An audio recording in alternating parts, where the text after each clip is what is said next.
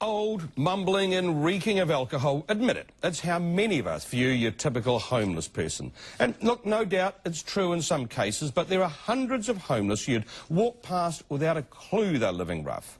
Wellington filmmaker Charlie Bleakley and public health researcher Kate Amore set out to challenge our stereotypes and shed light on the reality and the extent of homelessness in this country.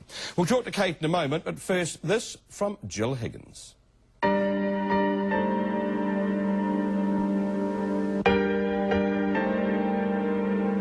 Okay, so you can be pretty sure that this guy's homeless. But there are others who have no telltale signs at all.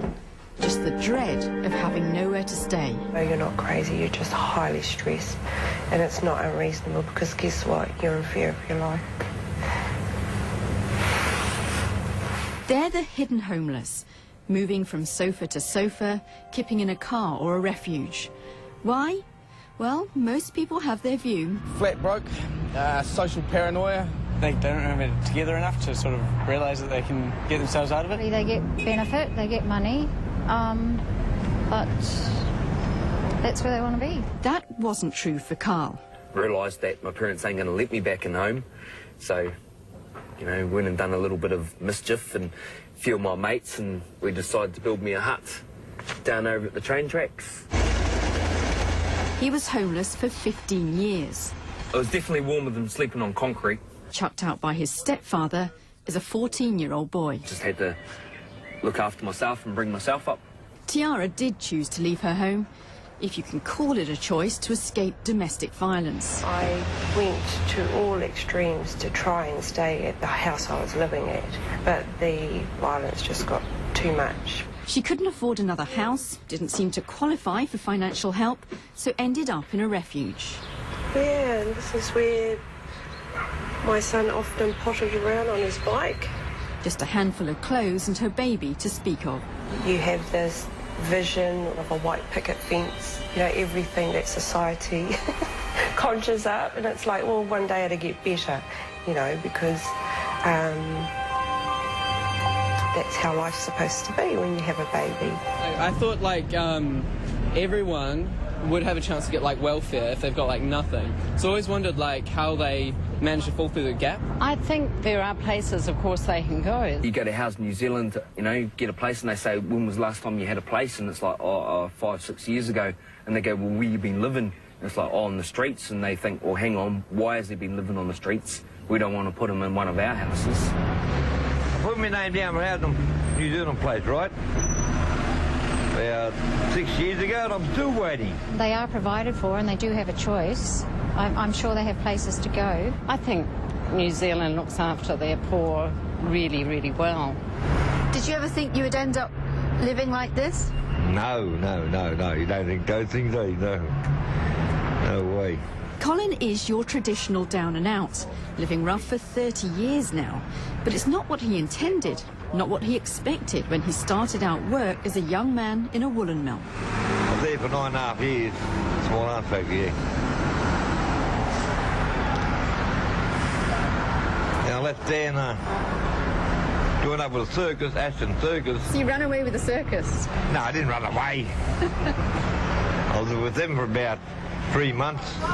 More factory jobs in Hastings, then a serious back injury left him with benefit, then problems, then a life on the streets. Those bloody blue uniforms sometimes, you know, take you in. Why don't keep you there about an hour and let you go? You don't go to court, you pay it. So they charge $1,000. Oh, yeah. Like you can pay that? Yeah, so much a bloody month, yeah. So would you actually like to get a place to stay? I'd rather have a flat apartment, you know, yeah.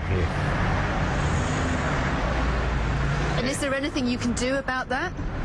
No, just got to wait, you know. Of course, the answers aren't simple, but it would help to know how many homeless there are. Not just on the streets, but counting anyone without a home. I'm joined now by the film's producer and homelessness researcher, Kate Amore. Kate, why do we know so little, if you like, about the homeless? I guess it's because we have this really stereotypical idea of what homelessness is. and maybe we don't want to think that there's homelessness in New Zealand. But do the agencies, does government monitor it? No, not at all. Why not? Maybe we've never thought that it was a problem that needed monitoring. Because you see, listening to some of those people, there is the presumption that either there are facilities for them or they're on a benefit or that there are agencies there to help. Is that the reality? There are agencies there to help, but everyone is really struggling with the really critical lack of emergency accommodation and affordable permanent accommodation, and we know that there's really incredibly long waiting lists for Housing New Zealand. There is also perhaps a perception amongst some that this is a lifestyle choice. Well, we did look at that in our movie, and when you look at, well, Carl's case, for example, it wasn't his choice to be kicked out of home when he was 14. It wasn't Tiara's choice to be a victim of domestic violence. And it wasn't Graham's choice to be exposed to alcohol and drugs by his family. So the concept of choice here is a little bit difficult. I suppose, you know, the lesson here is that we should think twice before judging those people we walk past every day. Yeah, we would hope that people get that from the film. Kate Amore, thank you very much for your time tonight. And there is a free screening of the film at the Wellington City Gallery Cinema tomorrow night. Now, still to come, it's a fashion trend banned from some malls, but is there really anything to fear from hoodies? No matter what kind of hoodie you're wearing, you're always going to be intimidated, especially if you're Māori as well. You get named as a thug or a criminal.